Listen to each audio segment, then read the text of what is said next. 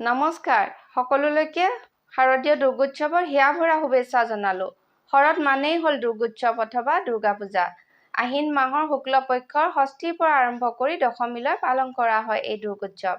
দুৰ্গোৎসৱৰ এই 5টা দিন ক্ৰমে মহাষষ্ঠী, মহাসপ্তমী, মহাঅষ্টমী, মহানৱমী আৰু বিজয়া দশমী। দুৰ্গোৎসৱৰ দুৰ্গ শব্দৰ অৰ্থ হৈছে দৈত্য, কুকৰ্ম, শোক, মহাভয়, অতিৰোগ আদি। আনহাতে আকাৰৰ অৰ্থ হৈছে নাশক। যিজন দেৱীয়ে এই সকলোবোৰ নাশ কৰিব পাৰে তেওঁৱেই হৈছে দেৱী দুৰ্গা।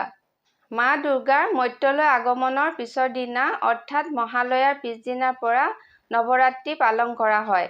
এই নৱৰাত্ৰি আহিনৰ শুক্লপক্ষৰ প্ৰতিপদ তিথিৰ পৰা নৱমীলৈ থাকে আৰু বিজয়া দশমীৰ দিনা দেৱীক বিসৰ্জন দিয়া হয়।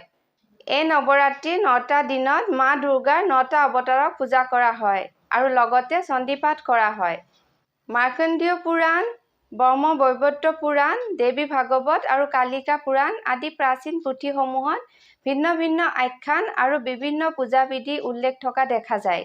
নৱৰাত্ৰি মা দুৰ্গাৰ 9টা ৰূপ ক্ৰমে শৈলপুত্ৰী, ব্ৰহ্মচাৰিণী, চন্দ্ৰঘণ্টা, কুষ্মাণ্ডা, স্কন্দমাতা, কাত্যায়নী, কালৰাত্ৰি, মহাগৌৰী আৰু সিদ্ধিদাত্ৰী। কোৱা হয় যে মা দুৰ্গাই কৈলাশৰ পৰা ধৰালৈ আগমন কৰি ষষ্ঠীৰ দিনাখন বেলগছৰ গুৰিত জিৰণি লয়। শোধনৰ পিছত সেই বেলগছৰ গুৰিত 2টা বেলেৰে মাক পূজা কৰা হয় আৰু সেই বেল 2টাক বৰণ কৰি অনাৰ পিছতে মা দুৰ্গাৰ পূজা আৰম্ভ হয়। সপ্তমীৰ দিনা মা দুৰ্গাক আহ্বান কৰি নৱপত্ৰিকা স্থাপন কৰা হয়। সপ্তমী পূজাৰ দিনাৰ পৰাই যুৰীয়া বেল আৰু নৱপত্ৰিকাৰে দেৱী মাক পূজা কৰা হয়। লগতে দেৱী মাৰ কালৰাত্ৰি ৰূপকো পূজা কৰি চণ্ডীপাঠো কৰা হয়। মহাঅষ্টমী হৈছে 5 দিন ধৰি চলা মা দুৰ্গাৰ পূজাৰ অন্যতম পবিত্ৰ দিন।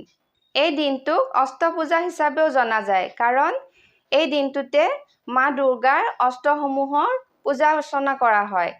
মহানৱমীৰ সৈতে নৱৰাত্ৰিৰ সমাপ্তি ঘটে।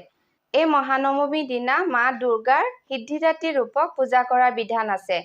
এই দিনটোত সিদ্ধিদাত্ৰী দেৱীক পূজা কৰিলে সিদ্ধি লাভ হয় বুলি লোকবিশ্বাস মতে চলি আহিছে। দুৰ্গা পূজাৰ শেষৰ দিনটোক বিজয়া দশমী বুলি কোৱা হয়।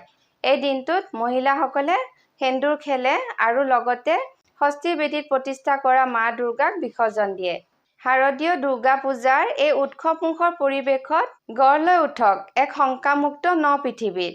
আশা থাকিল এই কথাখিনিৰ পৰা আপোনালোক নিশ্চয়কৈ উপকৃত হ'ব। ভিডিঅ'টো ভাল লাগিলে লাইক, শ্বেয়াৰ আৰু চেনেলটো ছাবস্ক্ৰাইব কৰি দিব। আজিলৈ আহিছোঁ, ধন্যবাদ।